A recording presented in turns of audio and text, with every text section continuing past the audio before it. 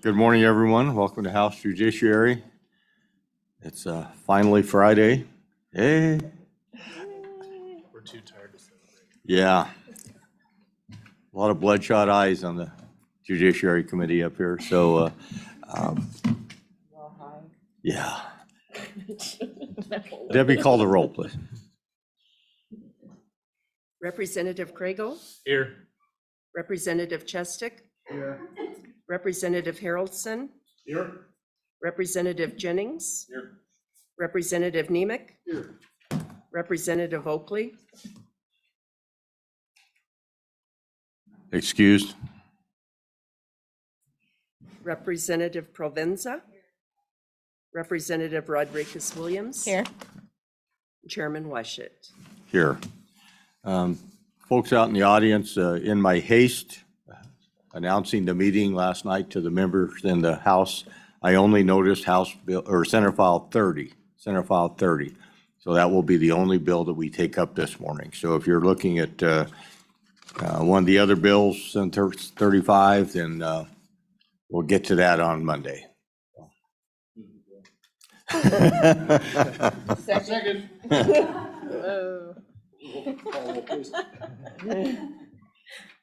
So remember, Senate File 30, you might remember this bill from the interim. I want to start with an apology. When you might remember when we were meeting in joint session, this bill was kind of brought up as a remedy to the fact that we had decided not to move forward with the other bill dealing with judges and their security. And I probably rushed that vote more than I should have. We should have slowed that down and talked a little bit, make sure everybody was clear on what we were doing. And I apologize for that in my haste. So today we will spend ample time. It's the only bill on our agenda, and we're here till 10 o'clock. We're going to work this bill well. So Ms. Butler?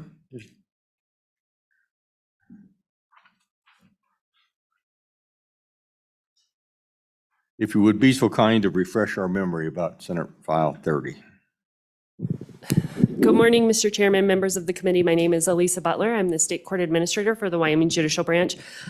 Just to give you a little bit of background and context, so this bill came, I think, at the first or second meeting of your interim committee meeting, and it added judges to a statute that already exists today. So what that statute does is it makes it a chargeable offense for somebody to basically threaten a witness, an elected official. I think it's an elected official. Let me just pull up the bill so I can be a little more. And judges were not included. So a witness, an officer, or a juror. And so really what that statute is intended to do is to protect the integrity of the system, right? To ensure that when people come into court and there are witnesses or jurors or officials who are testifying in a proceeding, that they cannot be persuaded or biased in any way by a threat or intimidation. One of the problems that we have seen across the state with this statute is that it never explicitly included judges. And so there were some county attorneys who felt that they could not prosecute someone who did threaten a judge based on this statute because judges were not explicitly included in the statutory reference. And so what this bill draft does is it explicitly includes judges within that statutory framework. And so you will see that on page 2, line 2. The other change that occurred in the Senate committee, and so this is the engrossed copy that I'm looking at right now, on page 2, line 3, there's an additional amendment that happened there, and the language relation to was added.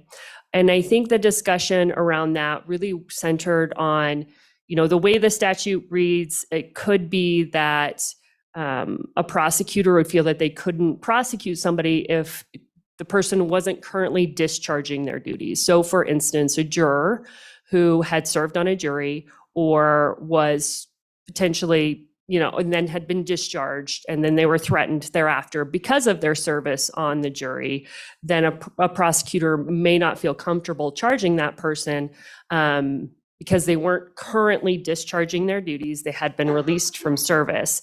And so that relation to language was included to provide prosecutors with a little more room, so it wasn't limited to the strict discharge of the duties. It was in relation to the discharge of their duties. And so that is the amendment that happened in the Senate committee on page 2, line 3.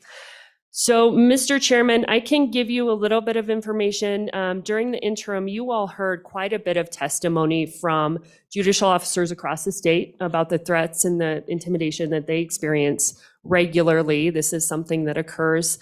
I think a couple of things to keep in mind, and I'll just give you a few stats because they are pretty concerning, and I think everybody feels them these days in everyday life. And so the U.S. Marshal Service reported that threats and other inappropriate communications targeting judges and other court personnel increased from 926 in 2015 to 3,706 in 2022. So that's a 300% increase across those years. We've seen the same thing in Wyoming. So we keep stats on what happens in Wyoming in terms of incidents, security incidents that happen in our courthouses across the state. We actually provide you with a report from our Court Security Commission every year. And I can tell you, actually, it's underreported, but based on those reports, what we've seen is between 2015 and 2023, there was a 166% increase in the number of incidents that have been reported across the state. So it is a very real problem. It's becoming more of a problem every day. I think the thing to keep in mind is, yes, we are protecting judges, but really what we're trying to do is we're trying to protect the institution of the justice system, right? To ensure that there's integrity there, that people cannot be threatened into not testifying, threatened into making decisions that are not in line with the rule of law.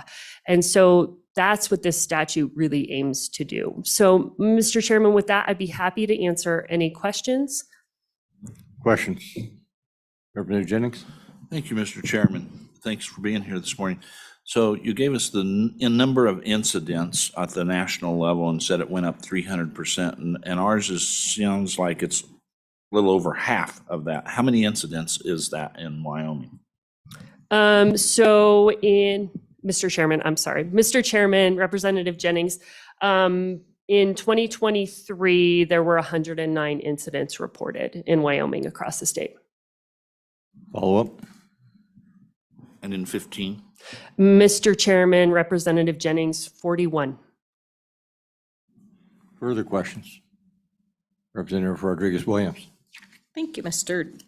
Chairman. Ms. Butler, just curious, so if a judge or a juror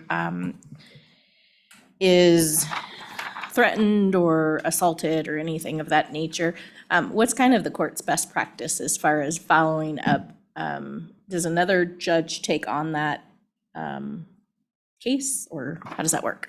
Ms. Butler? Mr. Chairman, Representative Rodriguez-Williams, yes. So if a judge was threatened and the person was prosecuted, if the county attorney decided to bring charges, then that judge would essentially become a witness, and another judge would preside over that proceeding. Ms. Butler, is the term judge broad enough to include magistrates, do you think? Mr. Chairman, potentially. I mean, I think there is some room there to make it clearer.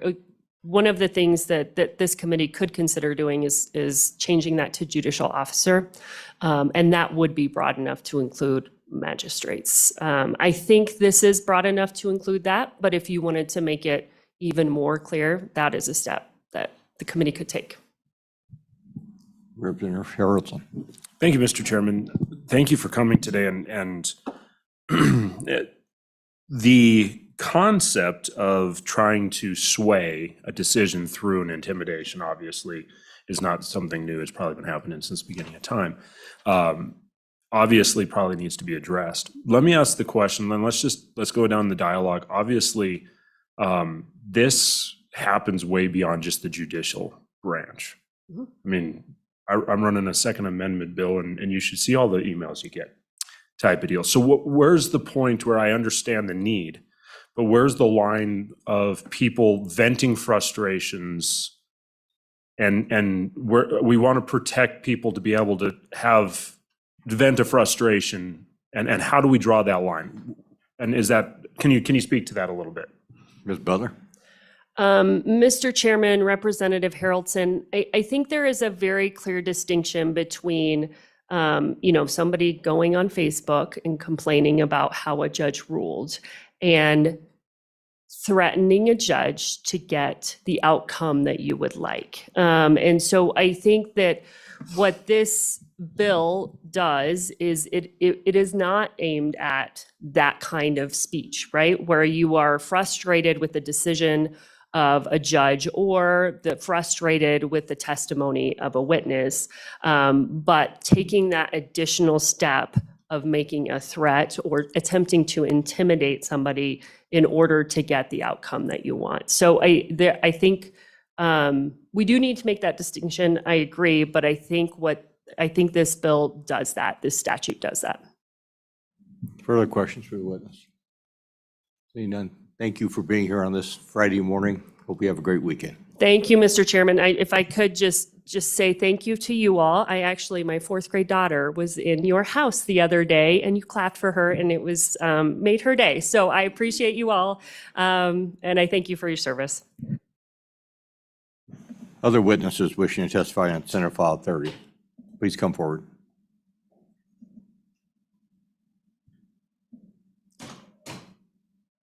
State your name for the record and tell us what you'd like us to know. Good morning, Mr. Chairman. My name is Mark Aronowitz. I'm a practicing attorney. I direct a public interest law firm, and I'm the legislative director of the Wyoming Trial Lawyers Association as well. Wanted to come here and speak briefly in favor of this bill. I think it's a really good bill. When I was reviewing legislation before this session and came to this one, I saw juror, witness, officer, and that judge wasn't in there. It seemed like that was an oversight from long ago, and I'm glad it's being corrected now. I didn't even know the statistics about threats and incidents being trending to be on the rise, so I think it's even more important to get judges and or judicial officers in there now and to protect the people who are administrating the judicial system. And then if I could speak to Representative Harrelson's very good question for a moment. You could be as unhappy with judges as you want. In about half of my cases, maybe a little less than half, I am. And I could say this judge doesn't know the facts, doesn't know the law, doesn't listen, got it wrong, I'm going to win on appeal, all this stuff. That's totally fine. I'm not threatening using any threats of force, and the decision's over. Like, I'm not influencing anything at that point. You can vent your frustrations. You can not like a judge. You just can't cross the line to, threats of force or intimidation or really crossing the line where you've committed an offense. You bring up a good point. Just a quick question here. We have this language: influence, intimidate, or impede. What seems to be missing is retaliation. Would you agree with that? Mr. Chairman, I would agree with that. Maybe it fits within an intimidation. I think the retaliation could go to the important amendment that came on the other side, the in relation to. And my point there was, you're not going to threaten a witness while they're being a witness. You're not going to threaten a juror when they haven't even rendered their decision yet. I feel like all of this stuff would happen in retaliation, like once the decision happened and once their job is done. But I feel like it's all retaliatory, but I suppose it could be during the process, if you really are trying to impede while it's going on, you threaten a witness during the case. Seems like such a crazy thing to do. But And for my question with Ms. Butler, in your reading as a lawyer, do you see judges being broad enough to include magistrates? Mr. Chairman, yes, I think almost everyone would consider a magistrate to be a judge. However, if I was, defending someone who'd been charged with this, I would, if I looked at the definitions and if I had a chance, I would say, well, this is a magistrate. It's not a judge. The judge was appointed by the governor. The judge wasn't this. So I would try.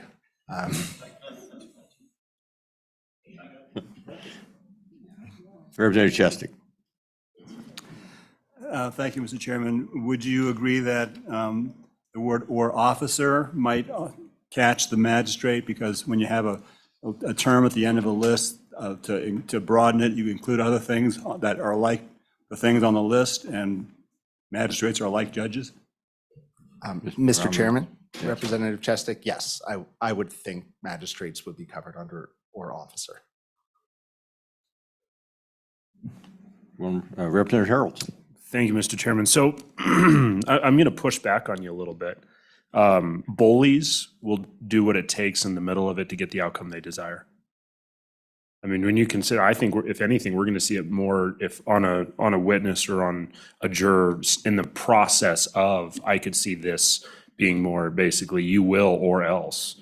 I could see that really being more the case, and I see this protecting that. So the retaliation aspect, I definitely see that as another complete different concept. But I would say that maybe not so much a judge, but for a juror or witness, I could see someone catching them as they're walking in or something and making a statement. I don't know, just dealing with human nature as I've seen where I'm like, wait a second, I see this all the time. So I think that the retaliation conversation is one we should have.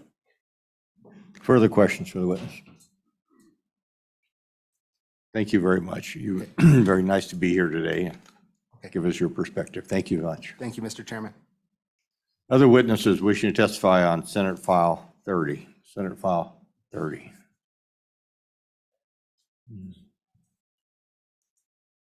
Good morning, Ms. Lance. Good morning, Mr. Chairman, members of the committee. Beth Lance from the Wyoming Trial Lawyers Association. I'm here on behalf of the Wyoming Trial Lawyers, and we are in support of this bill. I think that it's interesting that judge was not originally included actually in this statute. I have to think potentially the thought was that it was these kinds of threats and intimidation maybe mostly came in criminal cases in which the decision maker is a jury and the others involved are witnesses or officers. And however, I've had even personal experience with a threat towards a judge in a case I had, which was a termination of parental rights case. And so we see these threats not just in criminal cases where we think, oh, just criminals with criminal intent do these kinds of things. It can occur, I think, in all kinds of cases, including civil, juvenile, and others. And so I do think this is an important addition to be able to add judge here, because oftentimes judges are the decision makers in our court cases. In the particular instance that I was privy to in the termination of parental rights case, the father whose rights were being sought to be terminated called a bomb threat into the courthouse. Now, Justice Couts was a district court judge at the time, and it caused a lot of chaos and havoc, and we had to have bomb dogs involved. The FBI had to be involved. It delayed our trial. And was certainly considered a real threat until eventually the FBI tracked him down in another state and was able to question him, and we were relieved of the threat. But these things do happen, and as you heard from Ms. Butler, statistically, these threats are also on the rise. And so I think that this is an important change that will hopefully allow our good county attorneys and district attorneys the ability to bring a case against a bad actor in this situation. And I would stand for any questions. Thank you. Let me go first. Ms. Lance, those who come late can wait.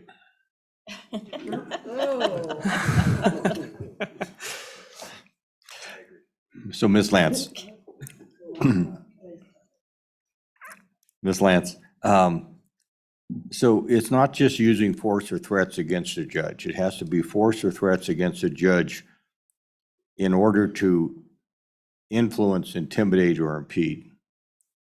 When that occurs after the trial, when the force or threats come after the trial, is there still an attempt to influence, intimidate, or impede in your estimation? Mr. Chairman, I would say I think that may be difficult. Those are, I think, within this statute, and Representative Oakley may have an opinion here too, but I think those would be elements that the prosecutor would have to prove. And so that may be a difficult thing to prove if the decision has been made, and which we've seen and continue to see difficult decisions now even by appellate judges and justices on Supreme Courts. There's political decisions, feels political to people, feels divisive, and we've seen threats come out of those, which is after that decision is made. And so I think your question is certainly well taken, but I'm not sure that this particular statute would include that. Thank you. Representative Oakley.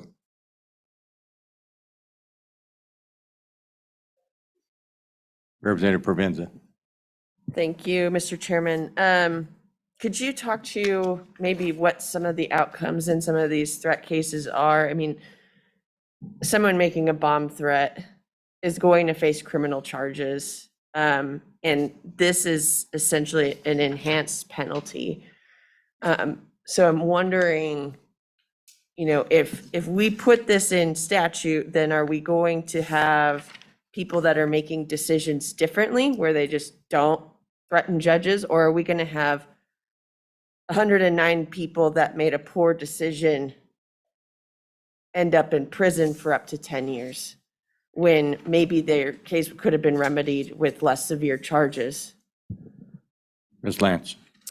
Mr. Chairman, Representative Provenza, you are correct. There may be some threats that would already be able to be prosecuted under something else, like a terroristic threat, for example, right? That is something we do have in law now.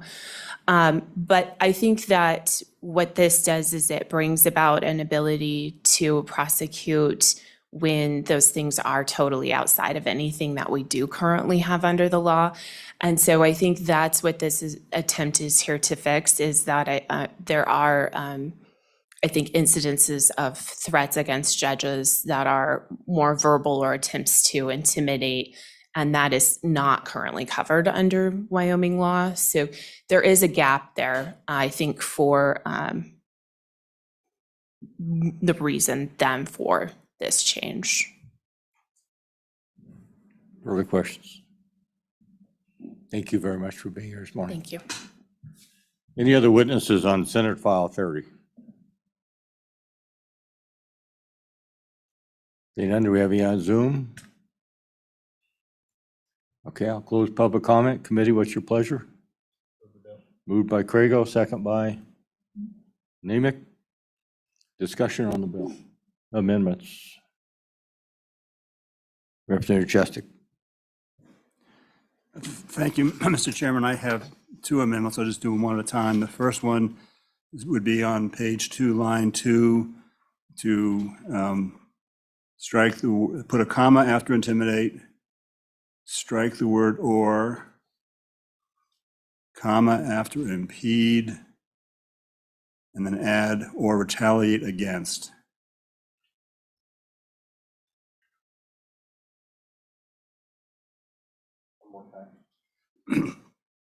Line 2, insert a comma after intimidate, delete the word or, comma after the word impede, and add the words or intimidate or retaliate against.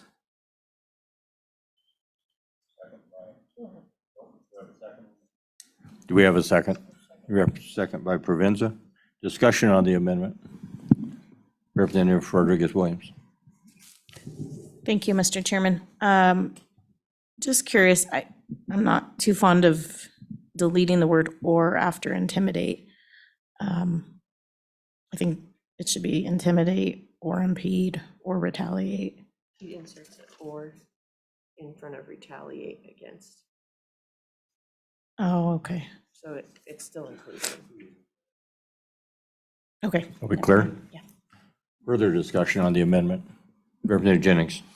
Yeah, thank you, Mr. Chairman. I Wrong think I strike. want to ask if we had a lawyer in the room, if there's a chance that putting retaliation moves it to another area, I guess, would be my only question to that. I don't have any problem against the adding it, but it seems like that one is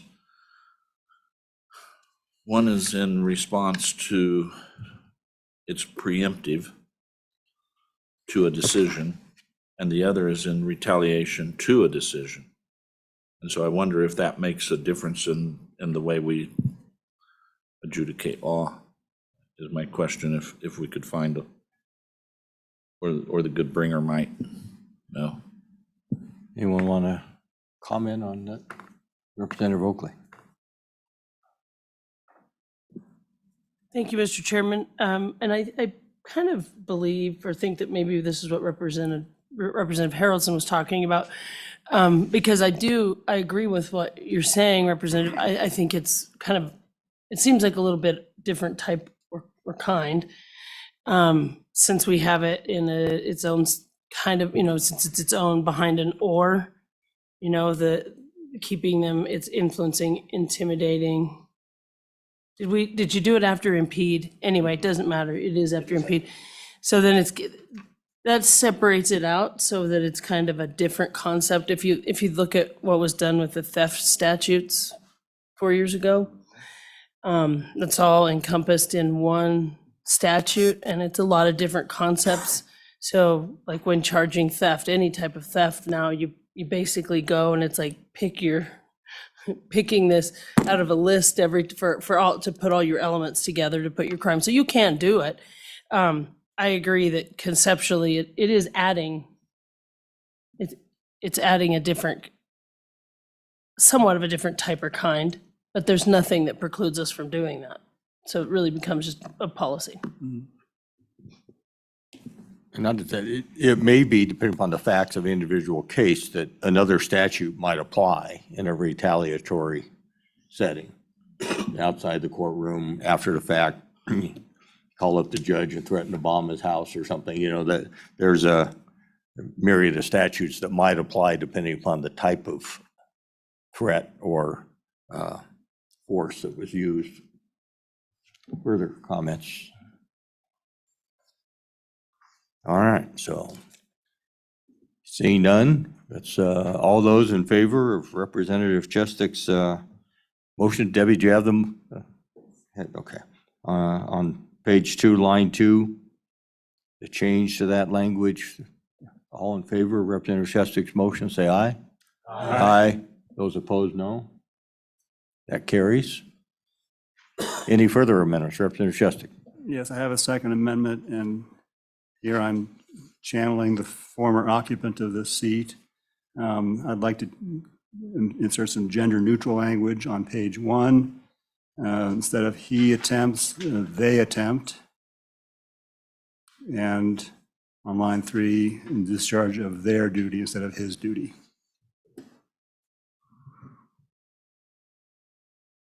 Okay, one more time. I didn't catch all that. On line 1, change the words he attempts to they attempt. And on line 3, change his to their, just to use gender-neutral language. Is there a second? Don't see a second. Nice try. Other amendments? Good. Representative Craigle. At least for purposes of discussion, Mr. Chairman, I'd like to change the word judge to, and strike the word judge on line 2, page 2, and insert judicial officer. Is there a second? Second by Oakley. Discussion, Representative Kriegel.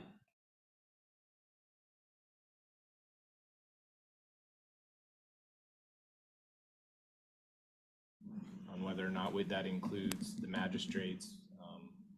The other one, would it include commissioners in district court? That's another one that it could possibly pick up. And so I guess that's the question for the committee. Representative Oakley. Thank you, Mr. Chairman. I guess I'm the same as far as being relatively ambivalent. I personally, when I look at it, I would rather add magistrate than change judge. Judge is the word that is used 98% of the time. It's a district, in statute, it's a district court judge, it's a circuit court judge, again, which covers a huge percentage of what we're dealing with. There are other people who act in that capacity, but I'd rather we add another one rather than striking the word judge. I think it just keeping that clear, as we heard from a good defense attorney somewhere, they'll try to make an argument out of anything. So, Representative Rodriguez-Williams. so I would like to keep the word judge. Representative Rodriguez-Williams. Thank you, Mr. Chairman. I would agree. And if we're going to add magistrate, I'm okay with that. I'm just looking back to the original memo from LSO, whether or not we wanted to really break it down. There were two different ways that we could have done it, was to just insert judge, the word judge, or to create a new section and spell out district court commissioners, circuit court magistrates, municipal judges, et cetera. So I think we went with the policy decision to just insert the word judge, but I'm also okay with adding magistrate if needed. Representative Shestak. Thank you, Mr. Chairman. I'm in favor of the amendment as presented by Representative Craigo. The only suggestion I would have is maybe a friendly amendment to your amendment, and that is, if you're going to add judicial officer, we have officer twice in that line. I would say also add the word other before the last officer. So it would read judicial officer, witness, or other officer.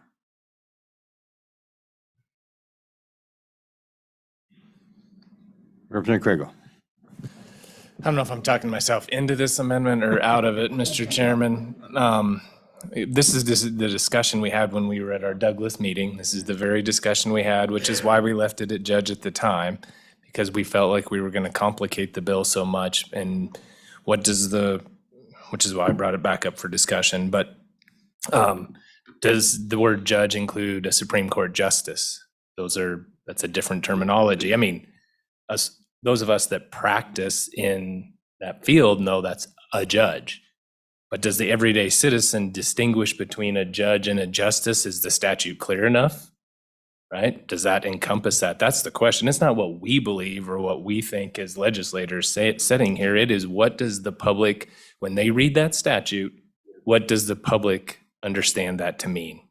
That's what we have to be thinking about, which probably leads me to want to put in the word judicial officer or words judicial officer, so that we make sure it's clear to the public that anybody involved, any judge, magistrate, commissioner, justice, is covered by the statute. That's my concern as we sit here. And I know that's why we had this huge discussion. Either that, or we just create a new subsection down here and define what the word judge means and say, for the purpose of this subsection, judge means blank, and we list them all out.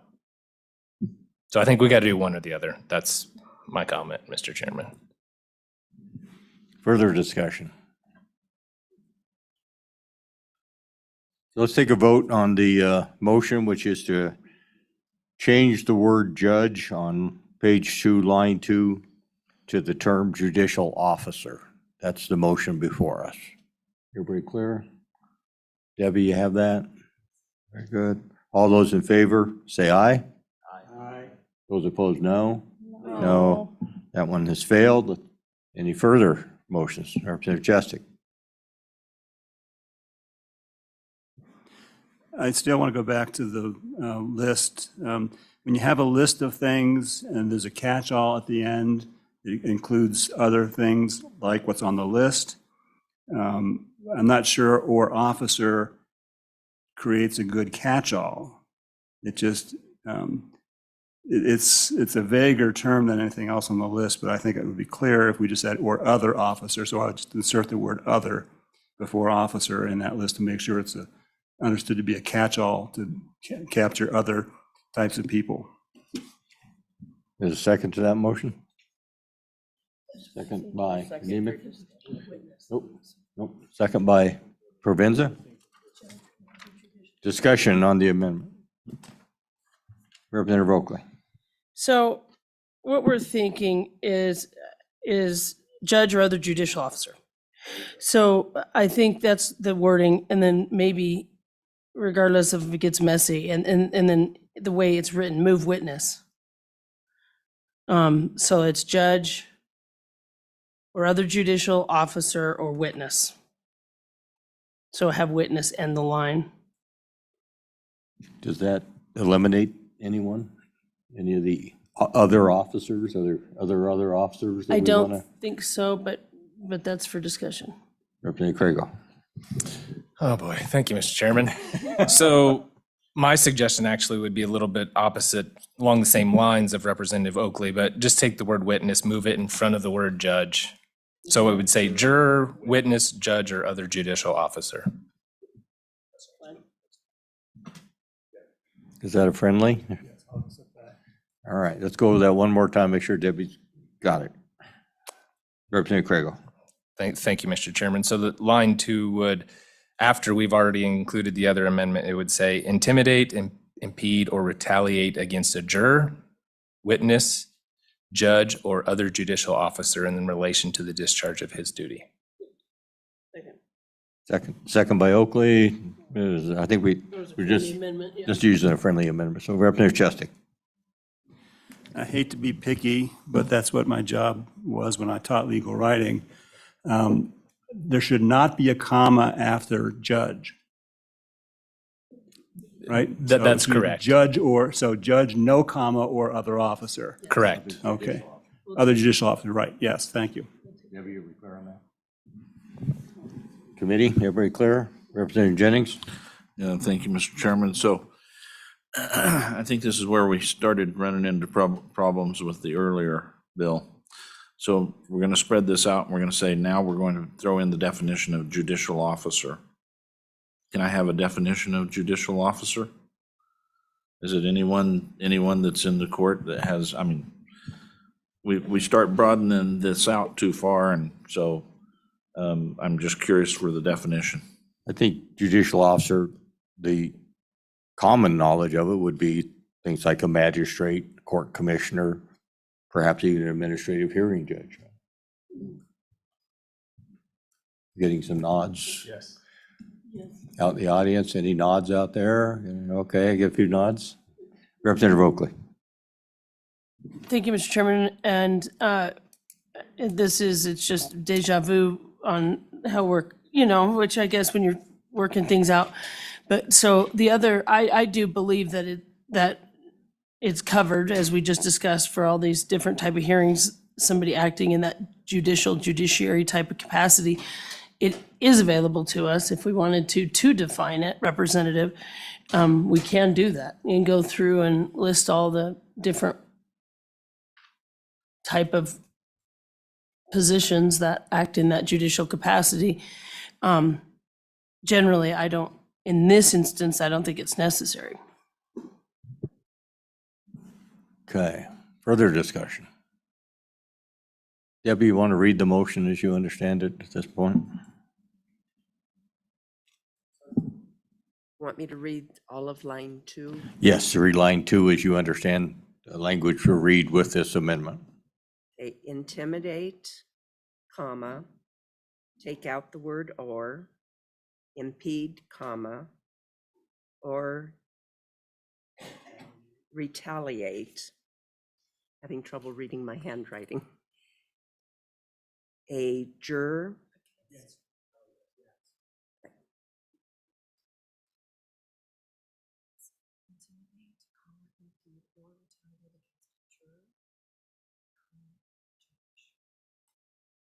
Okay. So comma.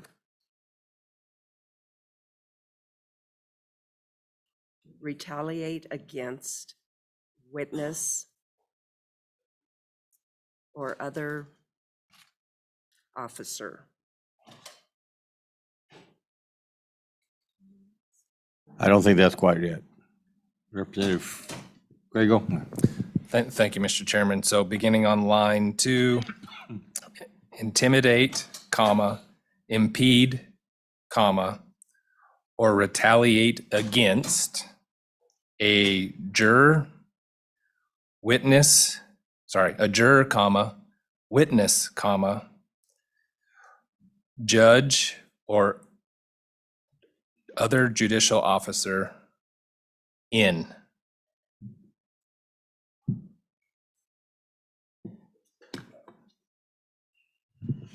All right, everybody clear? Got that now? All right. That's why we do this. We make sure we get everybody on the same page, right? Further discussion on the amendment before we vote on it? All those in favor of, I think this was Representative Shestak's motion? Say aye. Aye. Those opposed, no. That motion carries. Further amendments?